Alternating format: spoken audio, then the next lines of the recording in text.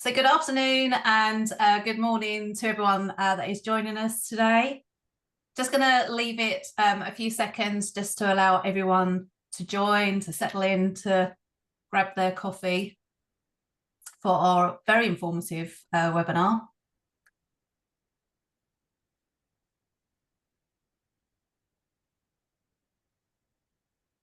I can never stay quiet if I'm being honest.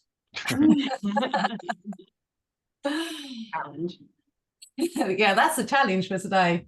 Can Mel stay quiet for 30 seconds? And it's never happened. So as I said, thank you for those of you that are joining us today. We'll just leave it a few more seconds before we start. As always, we're using Zoom, so just to pre-warn you guys, can be a bit sticky. So if you look at me frantically trying to move stuff around, just bear with me. But hopefully Zoom will play with me today.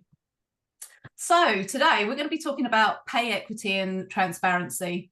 A threat or opportunity for payroll leaders and for businesses. So I think this is a really interesting topic, and I've really enjoyed speaking to our panelists whilst we've been preparing for this. So today's webinar has come to you from GP. They've sponsored today's webinar. GP is one of the industry-leading employer of record solutions, offering best-in-class payroll and HCM solutions, making it easy to hire and manage teams in 180 plus countries without setting up entities. And in the context of today's topic, GP enables consistent global pay equity by leveraging localized expertise and consolidating payroll data, enhancing visibility, simplifying compliance, which is very key, and ensuring fair compensation. So thank you so much for GP for bringing us all together today. So today we are brought together by two experts who I'll introduce you to shortly. But today's agenda, we are looking at overview of the EU Pay Transparency Directive and US requirements, key implications for businesses, opportunities and threats for businesses. I feel like that's a key one, the opportunities and threats, best practices for implementation, and Q&A sessions. Today is recorded, and if you would like to ask any questions, please add them to the chat. We do like our sessions to be interactive, and please ask away. There's no silly questions, and I think it's really important to start having this conversation. So let's start off. Stuart, would you like to introduce yourself? Yeah, good afternoon, everyone. It's great to be part of the conversation this afternoon. So I'm Stuart Hyland. I'm a partner in Blick Rothenberg. I've only been with the firm for about 7 or so months. Before that, I was heading up the reward advisory business for one of the UK and Europe's largest reward advisors. I've been in reward consulting for over 25 years. I try not to get too specific at this point in time, and I'm dreading when I have to swap that over and suddenly say, well, I've been there now for 30 years, but it's not too far off. So we'll stick with over 25 for now. And in that time, I work internationally with all sorts of clients, lots of household names, lots of small enterprises as well, sort of both ends of the spectrum and just about everything in between. Primarily focused, I think probably 80% of my work has been across Europe, but increasingly working internationally as you work with some of the larger employers. And we were asked at this point to come up with something fun as part of our introduction, so no pressure. I don't know if it's fun, but I'm an FA qualified football referee. I spend my weekends running around football pitches across the southeast of England, generally getting shouted at by at least 25 or 30 grown men, women, children, and anyone else in between. And I'm also a qualified athletics coach, so I coach kids primarily in javelin and the throws. So I don't know if that's fun, but there's a bit of extra information that you never knew you wanted. Well, Stuart, I have to say, it actually sounds pretty cool, and I think a lot of people are, wow, that's really cool, and you feel even more boring and dull in my life. So thank you for that. And it's great to have Meg with us today, all the way from the States. So Meg, over to you. Would you like to introduce yourself? Yes, thank you. Hello, everyone. Meg Ferrero here. I work for ADP. I am the lead lawyer for our HCM compliance team, and we work closely with our product teams to enable our products in the best way possible to help employers do what they need to do. I've been practicing for 25 years, similar to Stuart, and over 15 of those years have been at ADP, helping to better the world of work for our over 1 million clients and for those beyond.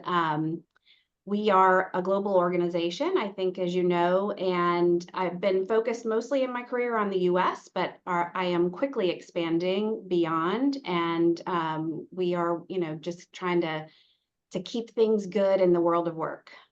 Mm. And isn't it wonderful how the conversations are turning into where you may have had one territory and everyone is moving into different parts of the world. So it truly is globalization now, isn't it? Yes, for sure. Okay, so everyone that's on today, it's not, thank God. So I was thinking of the stickiness, is the poll going to work? So we want to hear from you, and we want to get you guys involved. So we do have a number of polls. So let's start off and just see where we're all at. Okay, so this is the first poll. What is your current level of understanding about pay transparency? I'm very familiar with it. I have basic understanding. I know very little about it. I'm hearing about it for the first time today. Just as a level, while we're waiting for our participants to put their answers in, Meg, what do you reckon we're going to be here on the top list? I hope we're going to be at that kind of, I already closed out of the options, but at that second level where people may not know it well, but are at least familiar and have some understanding. Stuart, what do you think? I'd like to see that, I have to admit. I've run a couple of webinars from within Blick Rothenberg over sort of April, and we found that 93%, when I compile all of those stats together, 93% of people were aware but hadn't done anything about it.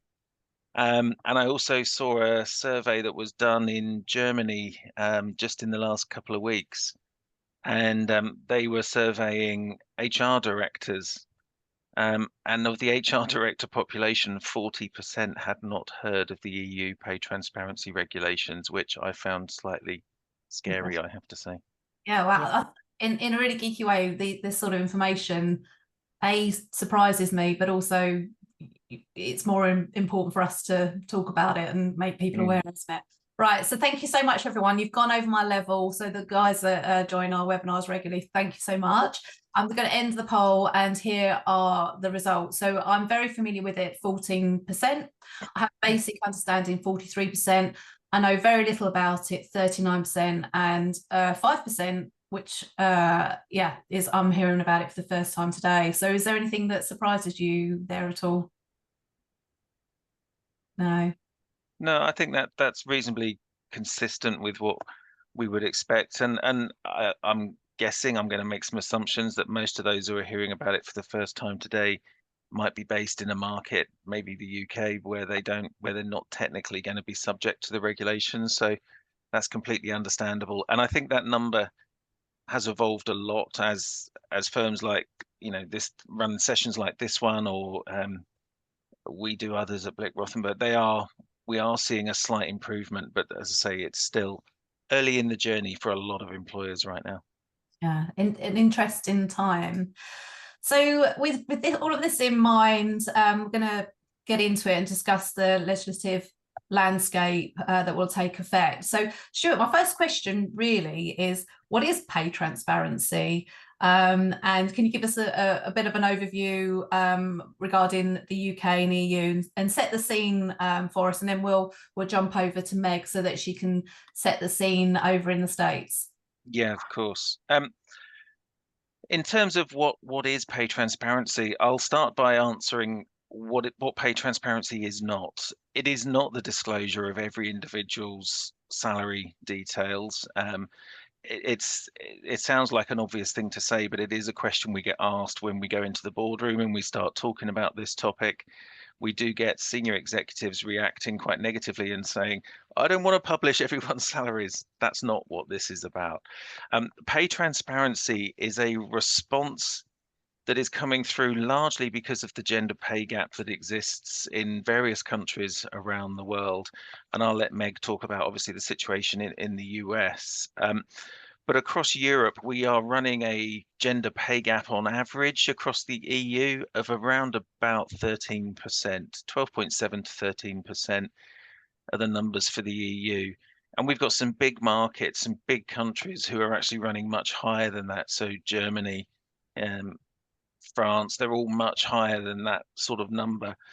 Now, what's happened is over the years, various countries have set up their own gender pay gap reporting approach. The UK had theirs come in about 6 years ago now. And that was intended to try and drive more parity between male and female pay in the workplace, but it hasn't really worked. In the UK in particular, I did some analysis last year looking at same incumbents, so the same employers reporting over the full period of the requirements, so the 5-year history. And we charted the averages before, the averages at the end of that period. And overall, it had fallen by about 0.1% per annum to 9.7% in favor of men. So that was basically saying that at that rate, we were going to take another 97 years for parity in the UK, which just doesn't feel right in this day and age. And it's the same across Europe. All of these countries have started their own methodologies, their own approaches to gender pay gap reporting. And it's not had a massive impact yet. And it is starting to bring numbers down, but it's just happening too slowly. So if you like, the EU regulations are reflecting the fact that the EU want this to happen much more quickly. And it's almost saying, look, dear employers, you've had your chance and nothing's really been done. So we're going to make this a lot more robust and we're going to make things happen in a more significant way. And the general feeling is that pay secrecy and all of the confidentiality that surrounds pay is actually a bit of a barrier to pay equality in the workplace. And so that's where these transparency requirements come in. Just a word or two about them before we start running through them in some detail. These were signed off by the European Parliament in June last year. So that's June 2023. And at that point in time, member states were given a maximum of 3 years to write these into their national laws. So this means that they've got until June the 6th, 2026 at the very latest to have this written into their national laws. It sounds like a long time, but we're already in June 2024. So 1/3 of the time allowed to kind of prepare and to get ready for this has already passed. The member states are just starting to publish some of their detailed requirements and expectations. So Sweden published a document right at the end of May, setting out what they expect their regulations will look like for Sweden. And again, with it being the EU, we have a central framework and then all of the member states determine what this looks like and how it's going to apply in their particular country. So we've still got a long way to go in terms of publishing, but we're expecting Germany to publish this month. They've said already that they're looking to publish in June. But the Sweden document is 388 pages long of technical detail. I've got to be honest, hand on heart, and say I've not worked through all 388 pages yet. I'm about halfway through. It is written in Swedish, so the translation slows me down somewhat. I can't wait for the ending. I think the butler probably did it. So I'm looking forward to getting through and finishing off that particular document. But that's what we're expecting to come through from each of the countries, each of the member states. In terms of the coverage for this, these requirements cover all employers, even if you only have a small handful or even one person in an EU market, some elements of these regulations will apply to you. And it covers full-time, it covers part-time, it's not just sort of limited to your full-time workforce, it covers quite a breadth. And the definition of pay is really broad as well. So it's not just base pay, it's looking at bonus, it's looking at other cash sums, allowances, and benefits, whether received in cash or in kind. So a really broad kind of scope to it. In terms of the requirements themselves, we've got gender pay gap reporting. So now that is going to be required formally across all EU member states. The EU has set a threshold at 100 employees, so you need 100 employees or more to be subject to that. But they have said very clearly, if your country already goes further than that, some Nordic countries go down to 10 employees. There's other countries in the EU who go down to 50. You have to continue at that level. They're not allowed to use these regulations as an excuse to soften their existing approach. One of the really interesting things that is new in most markets, and this is scaring a lot of employers, I have to say, but if you have a gender pay gap of more than 5% that you cannot address within 6 months or explain, then you have to complete a joint pay assessment in partnership with your works councils, with your unions, which does a lot of deep dive analysis around what's causing it and forces you to come up with a corrective action plan. A lot of employers are really nervous about that because, as I'm sure everyone on this call will be aware, a 5% gender pay gap is really quite low. And a lot of firms would be delighted to get a number as low as that from where they are currently standing. That's a scary proposition for a lot of them. A few of the other broader points, initial pay ranges have to be put into job adverts. And as an employer, when you're interviewing candidates, you must not ask about previous or current pay of job applicants. I suspect we'll hear more about those particular approaches from the US perspective in a moment or two and how that's gone over there. One of the things just to be aware of, it sounds really simple, it sounds really easy, but it has a lot of knock-on potential impacts. One of my clients has been publishing salaries on their job adverts for a number of years because they simply think it's the right thing to do. And so fair play to them for that. I was running some employee focus groups on an entirely different topic with that client, and employees volunteered the information willingly. I didn't push for it. They said that putting those salaries out there when they advertise for roles was the single most disengaging thing that the firm did. They said it felt like the firm was punishing loyalty and they had to leave to get a bigger salary and a pay rise because they were seeing jobs very similar to their own being advertised at 10, 15, whatever it might be, £1,000 more than they were currently on. And they just said it was soul destroying. So even with something as simple as putting a salary onto a job advert, you need to do your homework, your preparation, your analytics first to help identify where there might be some challenges. A couple of other things just to run through. Job adverts have to be gender neutral. I think most of Western Europe is already there with that one. The recruitment processes must be clearly non-discriminatory. Again, I think a lot of firms have gone through processes over the last few years just to make sure that those ones have already been sort of ticked off, if you like. A couple of other things, you're going to have to publish large chunks of your reward strategy and make them available to employees because you have to share information on how pay is set, how it's managed, how it's progressed. And again, remembering this isn't just base pay, it's across the spectrum. So you're going to have to show that you've got criteria around these elements that is objective, it's gender neutral, and transparent. People need to understand how it works. So one of the implications of that is if you have a bonus scheme, for example, which has a lot of management discretion involved, where you might give a manager a pot of cash and say, please distribute this amongst your team as you see fit. Those sorts of bonus schemes have got to go. You're going to have to redesign those schemes and have them linked to objective, transparent criteria, as an example. Potentially some more work here for the payroll teams. Workers have the right to request and to receive in writing information on their individual pay level and the average pay level broken down by sex for categories of workers performing the same work as them or work of equal value. Now, employees, have got the right to request that information every single year. And you as the employer have got to remind them of that right every single year.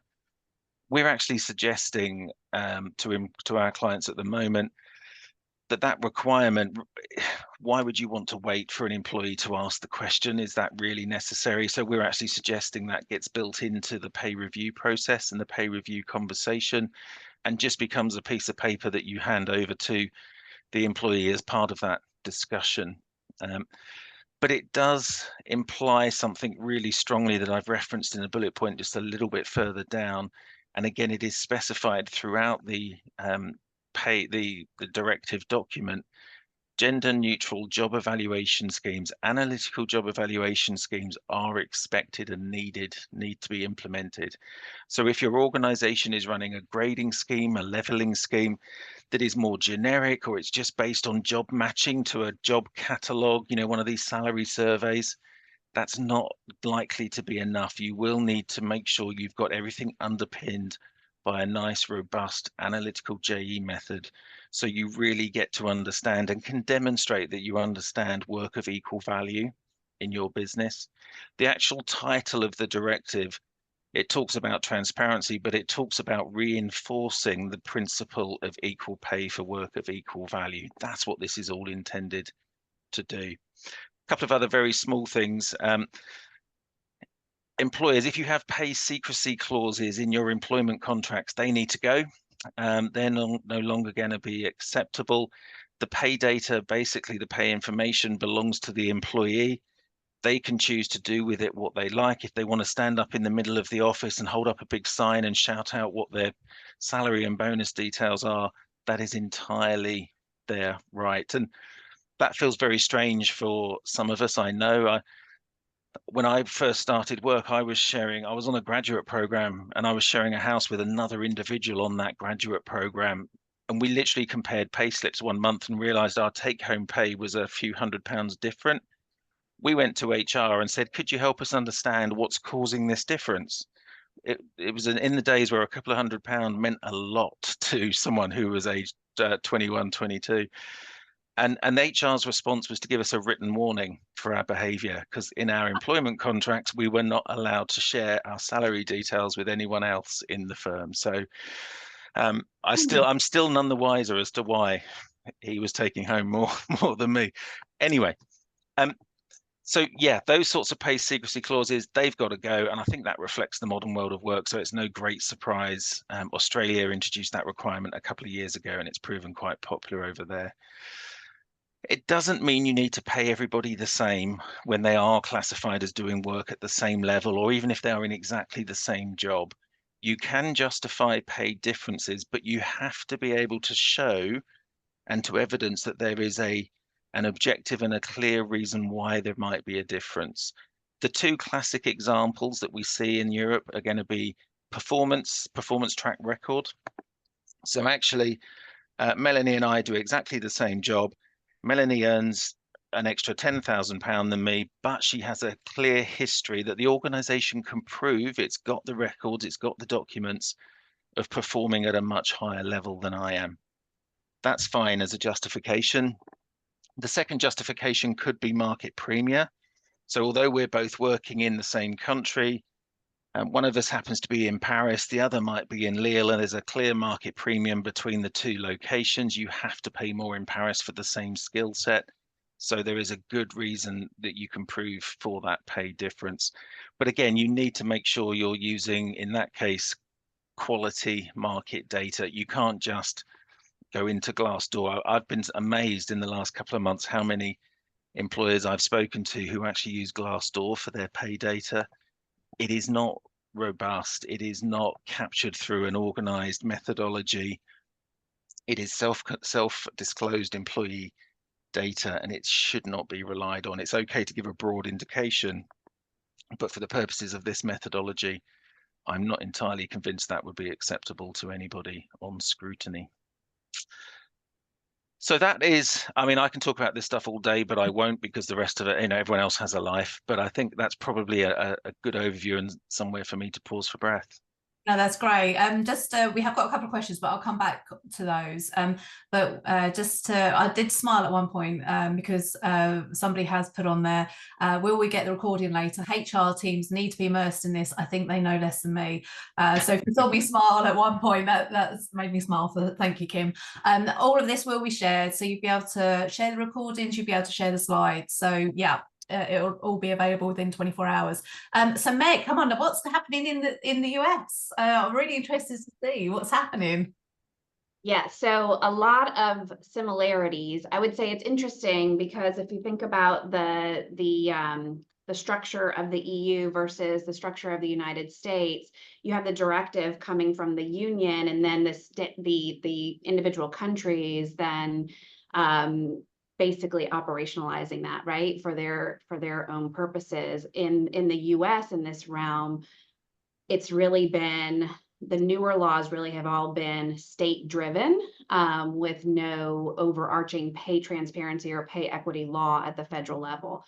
What we do have from a federal perspective is, if you go back to the 1960s, we started with the Equal Pay Act, and related non-discrimination laws in the US, like Title VII, which protects individuals against discrimination based on race, sex, and many other categories.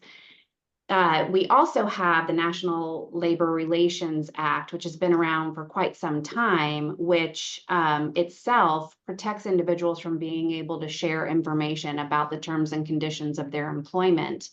What I would say, though, is that didn't necessarily get a lot of press back in the day, not until the last several years, where pay transparency has really, and pay equity have really kind of come to the forefront, where while you have these individual state laws that are giving rights related to, as Stuart said, not being able to stop your employees from speaking about their pay, that's actually been on the books from a United States perspective for quite some time under that National Labor Relations Act, where you cannot take action against an employee for discussing the terms and conditions of their employment, which includes their salary. But with that, we have seen a lot of action over the past several years at the state level. The trends really started with a ban on salary history inquiries several years ago, and the idea behind that was to make sure that you were not penalizing somebody for a salary they had at a prior employer just because they didn't speak up, or they were actually being discriminated against at a prior employer. So instead, you are not looking at what they made before, but rather offering a salary based upon that role, what you're asking them to do within the role that you're hiring.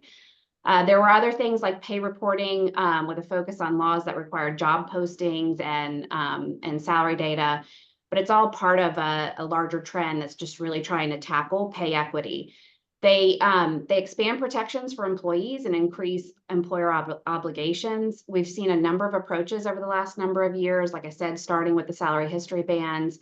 Of most recent, we have those laws that are requiring employers to list pay ranges in their postings, their job postings. So Colorado, the state of Colorado, the city of New York. So some of these are happening at a city and municipal level as well, which makes it even more complicated for employers. They are applying to employers of all sizes. Many of them include all employers. Some say with employers with 4 or more employees. Some go a little bit larger, but it's really kind of a pretty broad reach with these laws at the state and municipal levels. The laws tend to fall into kind of 3 categories around being reactive, where employers have to be ready to respond when somebody requests information. So if a job applicant or a current employee requests information about salary ranges, employers have to be ready to give that. To proactive, where you're being proactive on a one-to-one basis. So if you are hiring an individual, you have to, at some stage in the interview process, give them the information related to the salary range or the actual targeted salary for that position. That also could apply to current employees if they're taking a new position. Make sure you are giving the information for the new position, and then it can be proactive on a broader basis, as I said, like Colorado and New York City, where you have to provide that information in the posting. So when you're posting the job, you have to indicate the salary range. Another area where we're seeing developments is certain requirements that companies have to provide the pay scale, like I said, for job applicants or to current employees. And we're seeing those in California, Connecticut, Maryland, Nevada, Rhode Island, and so on. Again, another city that's coming into play, Toledo, Ohio. I think employers, as Stuart indicated, you go back to sort of the concept of proactive versus reactive. I think employers really need to consider whether, and their employees should have to ask for salary range information, or do employers want to be proactive and provide it? Do you want to treat your employees differently than you're treating your job applicants? Do you want to make that information available? If you're having to post, you've got to consider what your employees are going to see when you're posting. And so again, is it better to have them have to go seek that and by looking at a job posting, or for them to be aware of it on their own?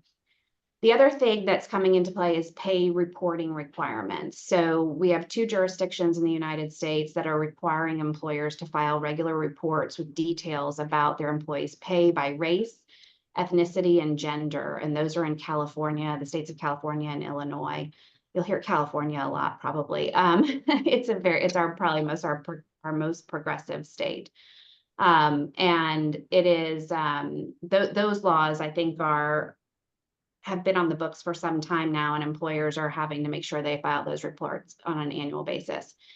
Some of the most recent developments include Vermont, as of June 4th, just about a week ago, passed a law that's going to be effective on July 1st, 2025 on pay transparency. Minnesota passed its own law on May 17th that will be effective January 1, 2025. And Maryland updated its pay transparency law on April 25th, saying that employers have to provide salary ranges on their job posting. That wasn't part of their pay equity law before April, and that will be effective later this year on October 1st. So lots of changes. There's also some other laws that are going to take, so some have already taken effect, other laws that will soon take effect, like Washington, D.C. on June 30th and Illinois on January 1st. So while to date, there is no requirement to publicly disclose the pay analyses or reports, it was something that was considered with the California pay data reporting law, but they ended up taking it out of the law. So I do think, as we see things continue to expand on a global basis in that regard, where you've got those requirements in places such as Australia, Spain, France, I think we'll start to see maybe more of that in the United States as well.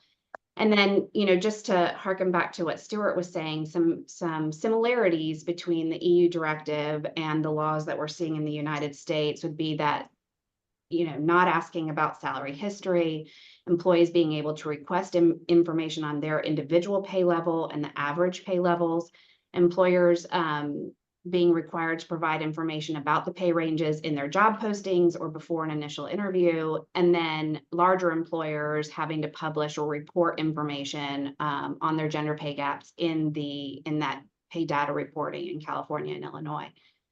I think we'll just continue to see this evolve over time, more and more jurisdictions, and we'll see if we actually get a federal law related to it that might bring all of this together. But at this point, I think people are just getting used to having to manage, especially large employers, having to manage multiple jurisdictions. And many are just looking to say, I'm going to apply one standard across the board. Yeah, it seems really so much to deal with, isn't it?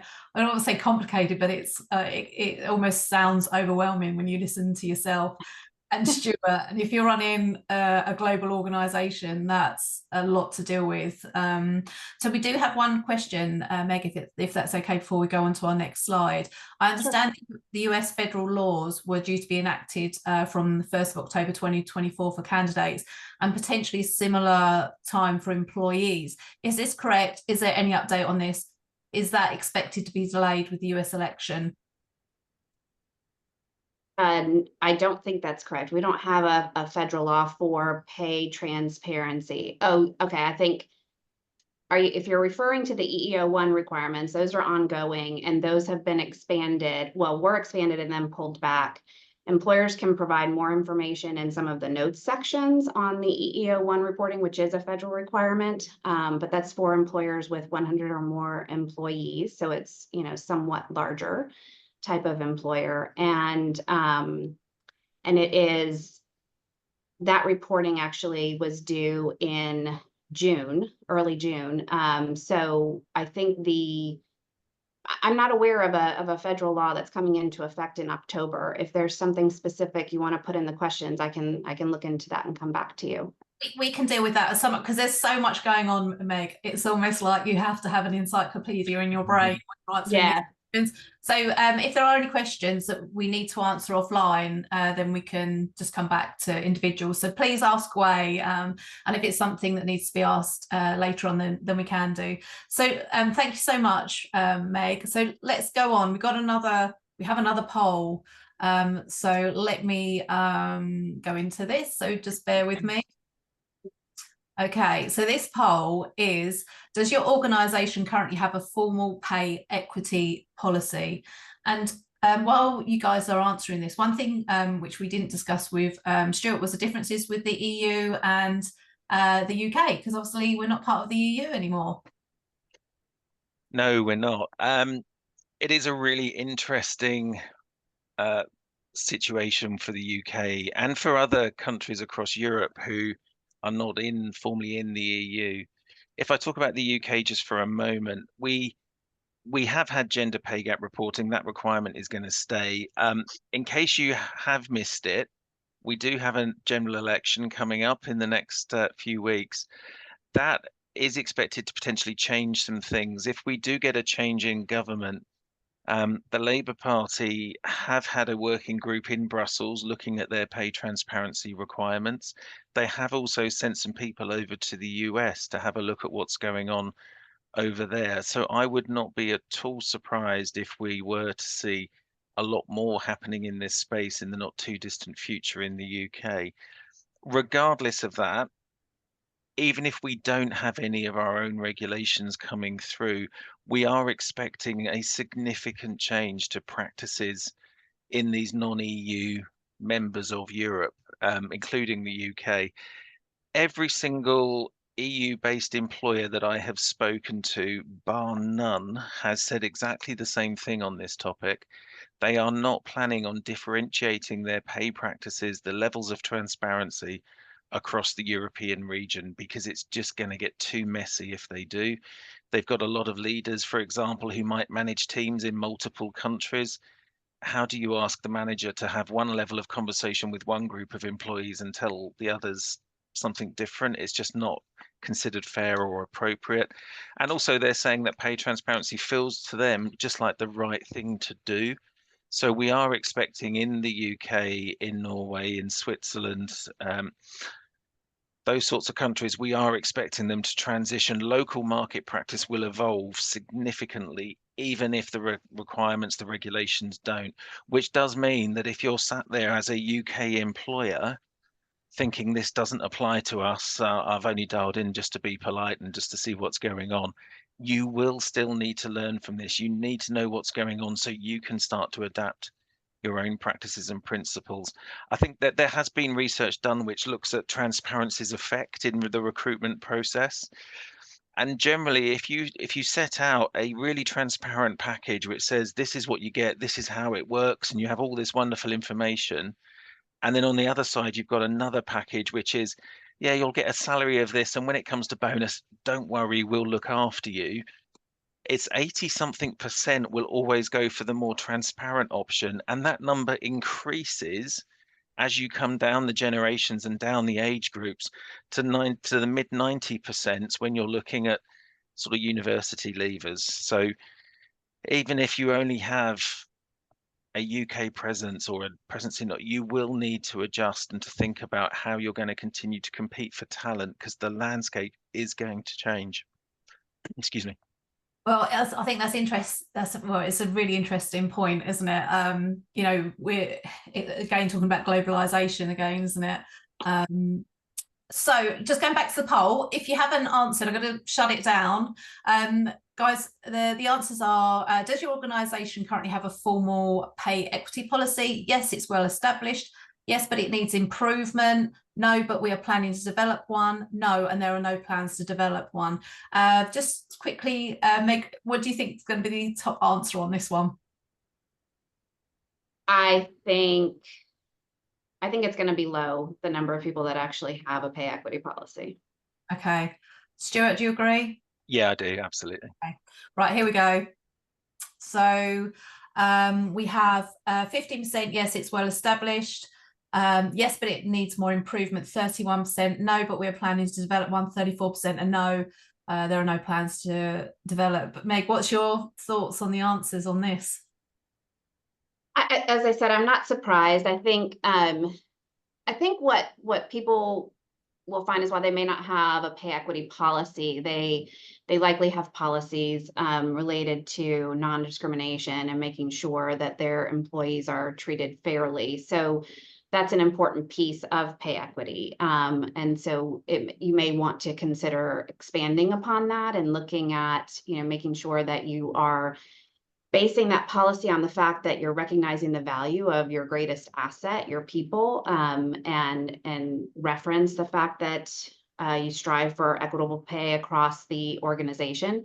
And then you want to make sure that you've got policies that are, stating that you're going to hire on non-discriminatory factors, based on non-discriminatory factors that include the requirements for the role, the individual's skills and experience, any required licenses or certifications.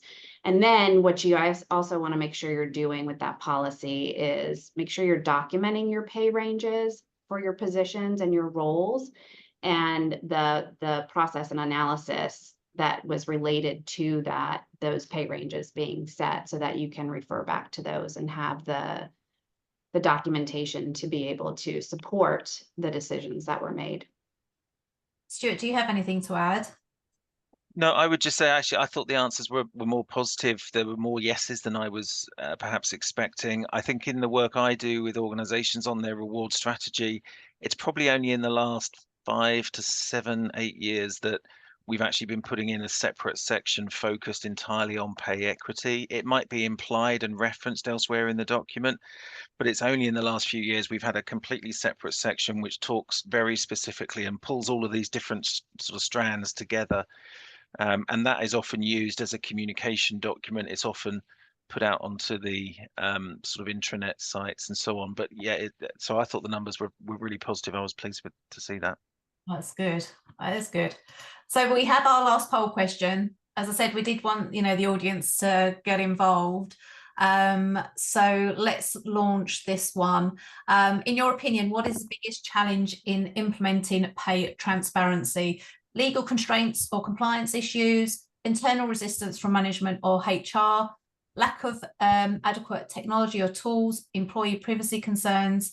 I'm not sure. And if you put I'm not sure, could you, if you feel happy to, could you add what you're not sure about in chat, or any other comments? So as we've been talking about this, and you hear some of the stories of why it's not been implemented, or what some of the challenges are. Stuart, what do you think is going to be the top one on this one? I think possibly internal resistance, and I think I would caveat the word resistance to say lack of understanding. I don't think it's deliberate or intentional.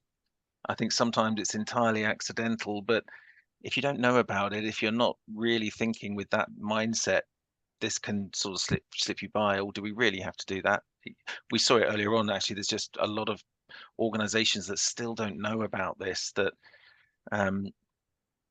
yeah, it's a shame. And I think there was a comment made in one of the questions about the fact that HR needs to be really immersed in this stuff, and I could not agree more. If you wanted to go and shout it from the top of the office or run to HR as soon as this finishes, not yet, but as soon as we finish, and start saying, hey, that you should know this, that would be a great outcome for us, and I would be delighted. Well, there's always a bit of a shock, isn't there, for some people? Meg, do you agree? Yes, for sure. And I think that Stuart mentioned some statistics earlier around the number of individuals that do not have pay equity. And we've found through some research with the ADP Research Institute that 1 in 3 workers believe that their pay is not fair. So even if it is, a lot of people still believe that it is not. And of those people that believe their pay is not fair, many of them, a large percentage, over 40%, believe that, or intend to leave their organization because of that belief. And so if you want to hold on to your employees, I think that's a challenge that employers have to address. How do I make sure that my employee base understands that we are committed to pay equity and we are doing the things that we need to do?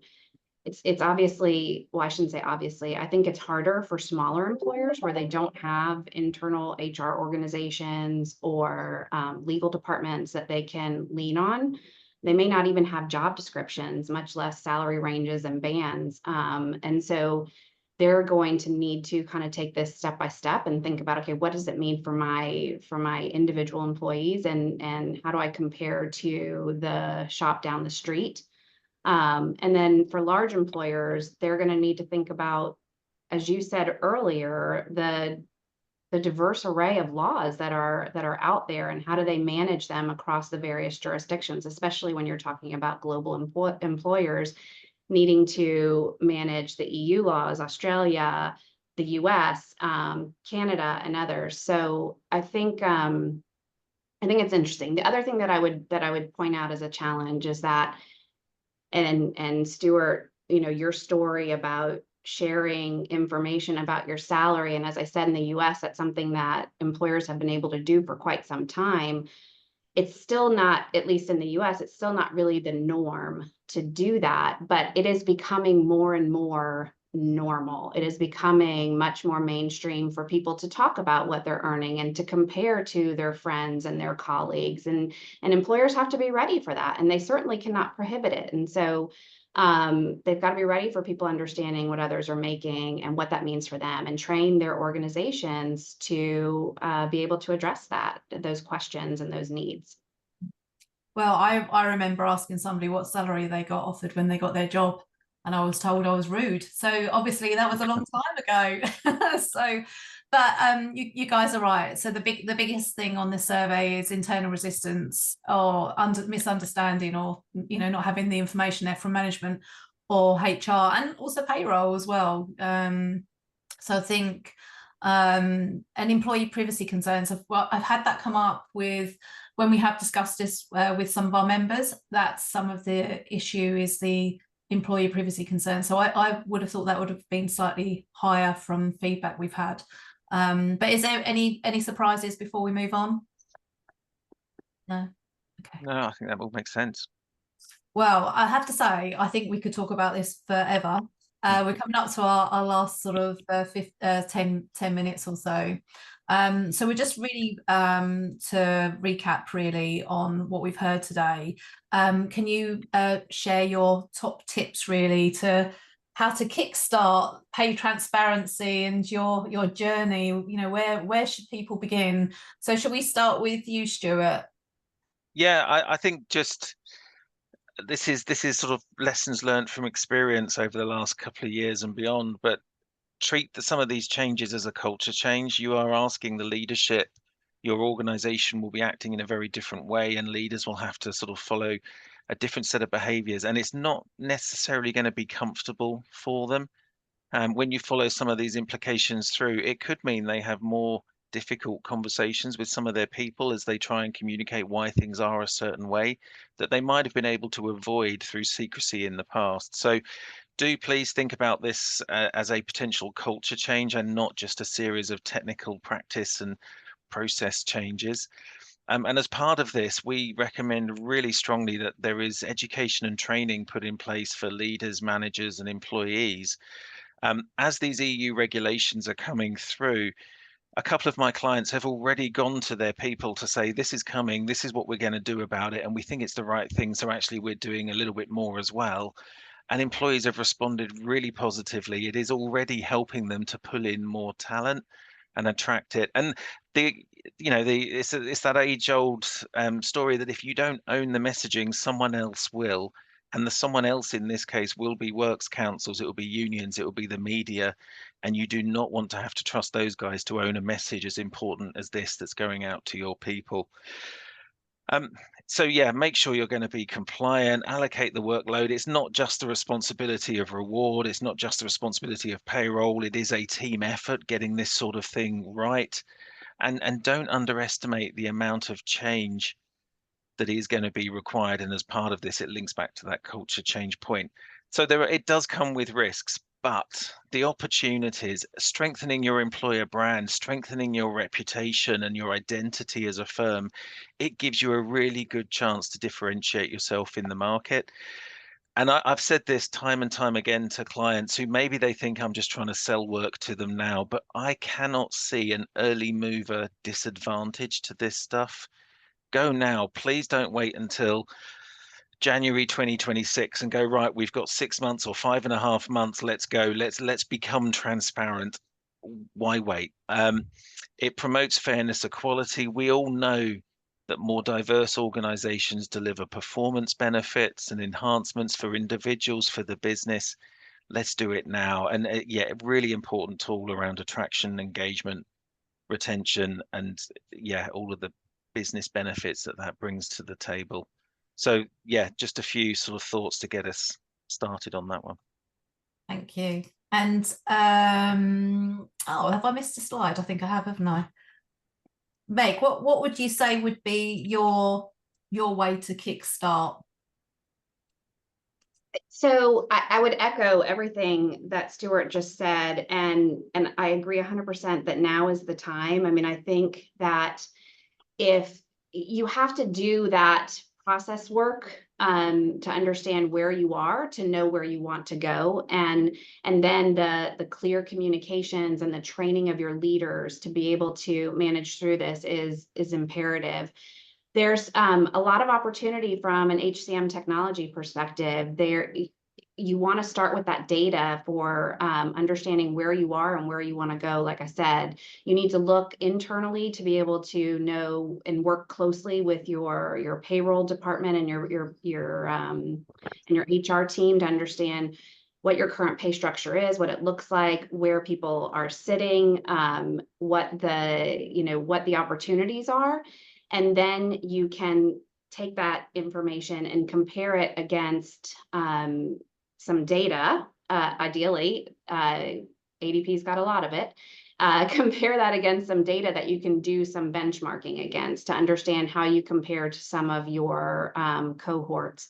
And I think that that's going to be key for you to understand what you need to do as you look down the road. You don't want to be posting a job description for a new role with a salary range that doesn't meet where your current employees are, or is significantly above where your current employees are, because you're only going to cause engagement and retention issues with your current employees. So I think it's about being ready now and taking advantage, as Stuart said, of the opportunity to really make this a culture change and an opportunity to be seen as that employer of choice. And so I would, as I said, I would offer up from an ADP perspective. There's a lot of tools that are available to do that analysis, whether it's the benchmarking data to compare, whether it's the Pay Equity Explorer to look at your organization. I would also say that if you're doing that, please do make sure you're engaging with counsel as you look at your pay equity and so that you can protect that information as you move forward as well. So is there anything that I have missed? I feel like I might have missed a slide. So I just wondering, is there anything that you would say to the audience today? Look, I think the biggest thing is don't wait till January 2026. I mean, that's the biggest feedback I get now is get your departments involved. It's a partnership within your company. Is there anything else that you would say, look, do A, B, C before you start this journey, or some warning signs or tips?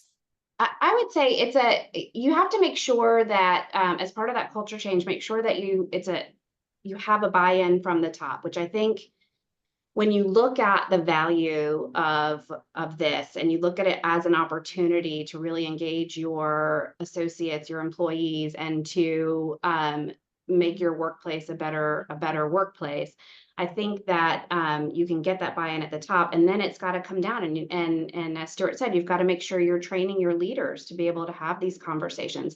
Oftentimes, they're not easy conversations, but having that analysis in the background ahead of time, having your HR payroll benefits teams work together to understand that that total comp and how you compare against the market is going to be an important piece.